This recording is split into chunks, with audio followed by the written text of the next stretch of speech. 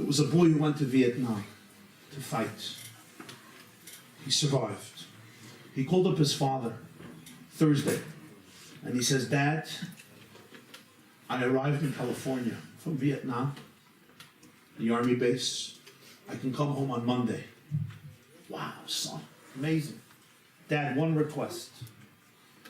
My best friend in my platoon, he stepped on a mine. He lost an arm. He lost 2 legs. He has no family. We're best friends. Can I bring him home with me? Take care of him." Father says, "Son, that would be a big mistake. You know, we're going to be nice to him on the outside, but inside we're going to resent him. He's going to make our lives miserable. It's not going to be easy. It's going to be very difficult." He says, "Dad, I promise you, you're going to love this boy. He is the sweetest, brightest, most charming kid in the world. You're going to love him." He says, "Son, I don't have a doubt that I'm going to love him. But internally, I'm going to hate him. Internally, I'm going to be miserable because he's living in my home. This is not my responsibility. It's the government's responsibility. They will put him in a home that can help him. They will pay for him. You can go visit him. But we don't want such a person in our home.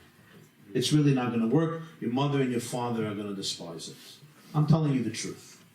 He says, "Daddy, thank you." Hung up the phone.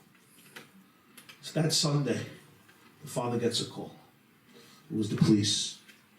And the police said that there was a soldier who came back from Vietnam, and he took his life over the weekend. He jumped off a roof. They think he may be related to him. If he could come identify the body. So he came, and he identified the body. It was his son. And he saw that his son was missing the arm and the 2 legs.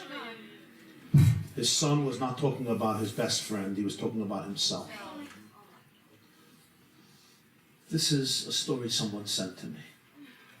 I'm not here to judge anybody in the world, especially not a person who has his own challenges. And as the Mishnah says, never judge anybody until you don't reach their space. Until I don't wear somebody else's shoes, I don't judge them. And since I never wear anybody else's shoes, I barely fit into my own shoes, I don't judge anybody. But this story taught me a lesson, and I'll tell you what it is. Sometimes we're ready to accept the children that look like the children we hoped we're going to have. We're ready to accept our loved ones as long as they fit into the mold of what my student, my child, my grandchild, my daughter, my son, my teenager is going to look like. As long as you fit into that mold, I'm here for you. I love you. I'll do everything for you. I'll pay for your yeshiva. I'll pay for your college. I'll pay for your university. I'll marry you off. I'll pay for you to learn in Kollel for 29 and a half years. As long as you look like the one that I need you to look like. So I could sit down and say, I have nachas for you. The moment my child looks different, the moment my child is on a different journey, suddenly the worst in us comes out. I have no space for you. Some parents will throw their children out of their homes. Some parents will keep their children in their homes, but they will resent them and they will have only a negative attitude towards them. But there comes a time in your life when I say to you, ask not